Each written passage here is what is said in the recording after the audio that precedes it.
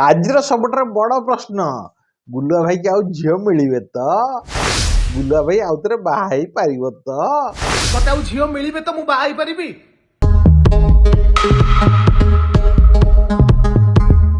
ମାନେ କାହାର କୋଉ ଚିନ୍ତା, କିନ୍ତୁ ଗୁଲୁଆ ଭାଇର ଆମର ଝିଅ ଚିନ୍ତା, ମାନେ ବାହାଘର ଚିନ୍ତା।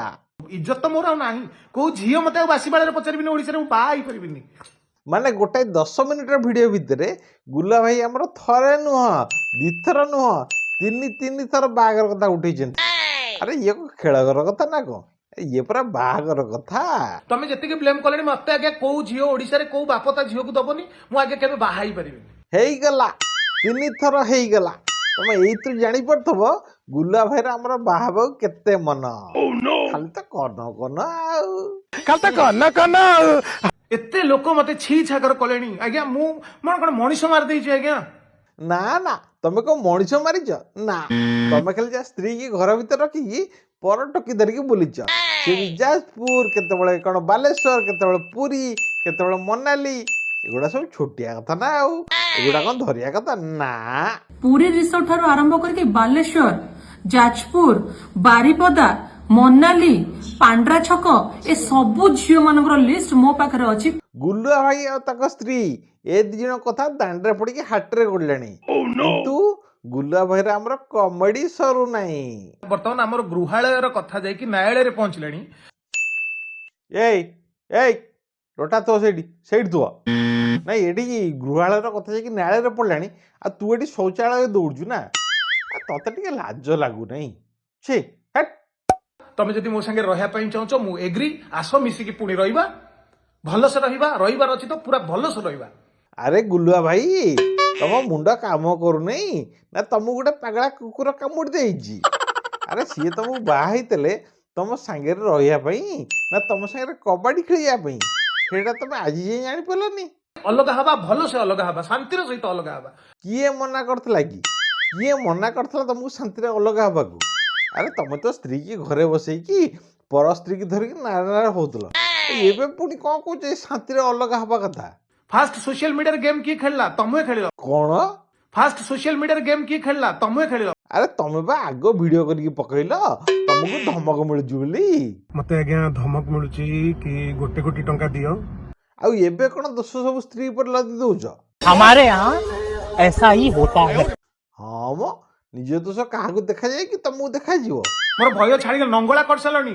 ଆଉ ହାଫ ପ୍ୟାଣ୍ଟଟା କାହିଁ ରଖିବ? ସେଟା ବି ଉତାରି ଦିଅ। ନାଇଁ, ହାଫ ପ୍ୟାଣ୍ଟ ତଳେ ଚଡି ପିଞ୍ଚଟି? ନାଇଁ, ହାଫ ଚଡି ନୁହଁ, ଫୁଲ ଚଡି ପିଞ୍ଚଟି? ତାହେଲେ ଟେନସନ ନବା ଜମା ଦରକାର ନାହିଁ। ଫ୍ୟାମିଲିର ମୋ ସଂସାର ଭାଙ୍ଗୁଛି, ମତେ କେତେ କଷ୍ଟ ଲାଗୁଛି। ଯେତେବେଳେ ସଂସାର ଥିଲା ସେତେବେଳେ ପର ଝିଅକୁ ଧରିକି ହୋଟେଲରେ ବୁଲୁଥିଲ, ହୋଟେଲରେ ଟାଇମ ପାସ୍ କରୁଥିଲ। ଆଉ ଏବେ କଣ କହୁଛନ୍ତି ତମକୁ କଷ୍ଟ ହଉଛି ବୋଲି? ଆରେ ଗୁଲୁଆ ଭାଇ, ତମ ପାଦ ଧୂଳିଟା ଟିକେ ଦଉନ, ଟିକେ ବୋତଲରେ ପୁରେଇକି ଘରେ ରଖିବି। ଯାହା ହେଲେ ବି ତମେ ସ୍ତ୍ରୀ, ମୋର କୋଉଠି ନା କୋଉଠି ତମ ପ୍ରତି ଭଲ ପାଇବା ଅଛି। ହେଇଟି ଗୁଲୁଆ ଭାଇ ଆମର ପୁଣି କମେଡି ଷ୍ଟାର୍ଟ କରିଦେଲେ। ହେଇଟି ଗୁଲୁଆ ଭାଇ, ତମେ କଣ କହିଲ ଟିକେ ଆଉଥରେ ଟିକେ କହିଲ? ମୋର କୋଉଠି ନା କୋଉଠି ତମ ପ୍ରତି ଭଲ ପାଇବା ଅଛି। ନାଇଁ, ଖାଲି ତମ ସ୍ତ୍ରୀ ପ୍ରତି ନୁହଁ, ଦୁନିଆର ସବୁ ସ୍ତ୍ରୀ ପ୍ରତି ତମର ଟିକେ ଭଲ ପାଇବା ଅଛି। ସେଟା ଟିକେ ଖୋଲିକି କହିବ ନା ଆଉ।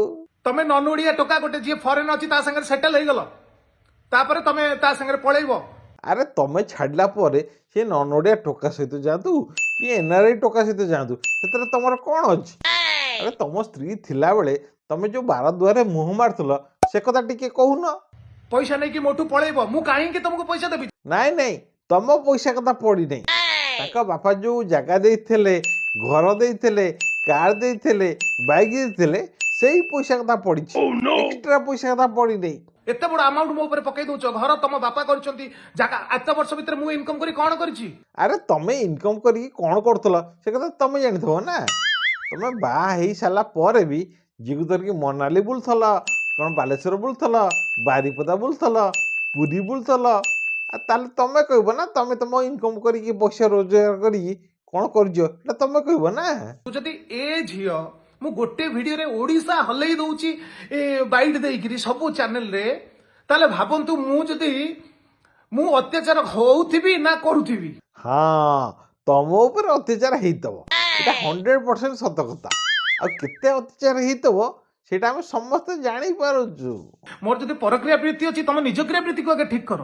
ମୋର ଯଦି ପରକ୍ରିୟା ପ୍ରୀତି ଅଛି ମାନେ କ'ଣ? ତମେ ବା ସେଦିନ ଓଟିଭିରେ ମାନିଲ ତମର ଏକ୍ସଟ୍ରା ମ୍ୟାରିଟାଲ ଆଫେୟାର ଅଛି ବୋଲି। ପୁଣି ଏ ଯାତ୍ରା ପୁଣି କ'ଣ?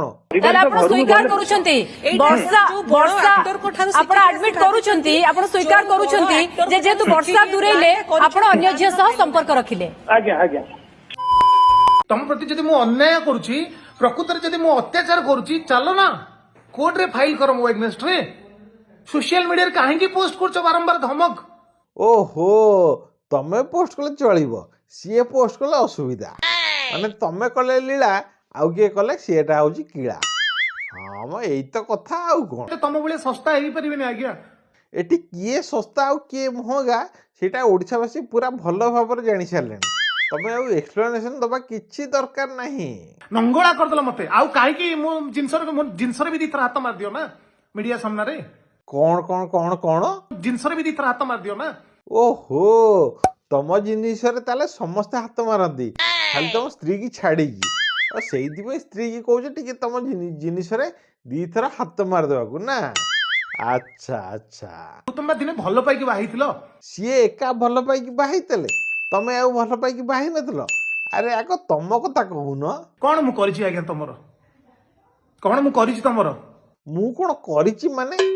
ଆରେ ତମେ ପରା ତମ ସ୍ତ୍ରୀ କି ଅସୁନ୍ଦର ବୋଲି କହୁଥିଲ, ତମେ ପରା ତମ ସ୍ତ୍ରୀ କି ଛକା ବୋଲି କହୁଥିଲ, ଆଉ ଏବେ କ'ଣ କହୁଛ ଯେ ମୁଁ କ'ଣ କରିଛି? ତମ ଭଳିଆ ବେଲଜ୍ୟା ଏ ଦୁନିଆରେ ବିରଳ। କୋର୍ଟରେ ତମ ପାଖରେ ଯାହା ପ୍ରୁଫ୍ ଅଛି ପ୍ଲିଜ କୋର୍ଟରେ ଦେଖା, ମୋ ପାଖରେ ବି ଯାହା ପ୍ରୁଫ୍ ଅଛି ଦେଖେଇବା। ଆରେ ଗୁଲୁଆ ଭାଇ, ତମ ପାଖରେ ବି ପ୍ରୁଫ୍ ଅଛି? ତମେ ତ କହୁନ ଏକଥା ମିଡିଆ ଆଗରେ ଉଠେଇ ନଥିଲ। ଆଉ ଯଦି ତମ ପାଖରେ ପ୍ରୁଫ୍ ଅଛି ତାହେଲେ ତମେ ତାକୁ ଟିକେ ମିଡିଆ ଆଗରେ ଦେଖଉନ। ସ୍ତ୍ରୀ ଗୋଟେ ସ୍ୱାମୀର ମର୍ଯ୍ୟାଦା ରକ୍ଷା କରେ। ଗୋଟାଏ ସ୍ତ୍ରୀ ସ୍ୱାମୀର ମର୍ଯ୍ୟାଦା ରକ୍ଷା କରେ, ଆଉ ସ୍ୱାମୀ କ'ଣ କରେ ନା ସ୍ୱାମୀ ଯୋଉଠି ସୁନ୍ଦରୀ ଝିଅ ଦେଖିଲା ସେଠିକି ଯାଇକି ନାରେ ନାରେ କରେ। ଗୋଟେ ଦିନ ମତେ ଭଲ ପାଇଥିଲା, ଆଉ ଏଇ ଭଲ ପାଇବା ପାଇଁ ମୁଁ କେତେ ଷ୍ଟ୍ରଗଲ କରିକି ତମକୁ ବାହାଇଥିଲି, ତମେ ଭଲସେ ଜାଣିଛ। ହଁ, ଷ୍ଟ୍ରଗଲ ମାନେ ତମେ ଏମିତି ଷ୍ଟ୍ରଗଲ କରିଛ ଯେ ତମର ସବୁ ବୋହି ପଡୁଛି। ମାନେ ଏମିତି ବୋହୁଛି ଯେ ଘରୁ ବୋହିକି ସିଧା ଯାଇକି ହୋଟେଲରେ ପହଞ୍ଚି ଗଲାଣି। ମୁଁ ମୋ ଫ୍ୟାମିଲି ବାହାରକୁ ବାହାରି ପାରୁନି। ଭାଇ, ଏ ଗୁଲୁଆ ବର୍ଷା ମ୍ୟାଟରଟା କୁଆଡ଼େ ଯାଉଛି ସେଇଟା ଜାଣିବା ପାଇଁ ଆମକୁ ଆଉ କିଛି ଦିନ ଅପେକ୍ଷା କରିବାକୁ ପଡ଼ିବ। ଆଉ ତା ଭିତରେ ଆମ ଗୁଲୁଆ ଭାଇର ନେକ୍ସଟ ଭିଡ଼ିଓଟା ବି ଆସିଯାଇଥିବ। ଭାଇ ତାହେଲେ ଭିଡ଼ିଓଟି ଆଜି ପାଇଁ ଏତିକି, ପୁଣି ଦେଖା ହବ ଆମର ନେକ୍ସଟ ଭିଡ଼ିଓରେ।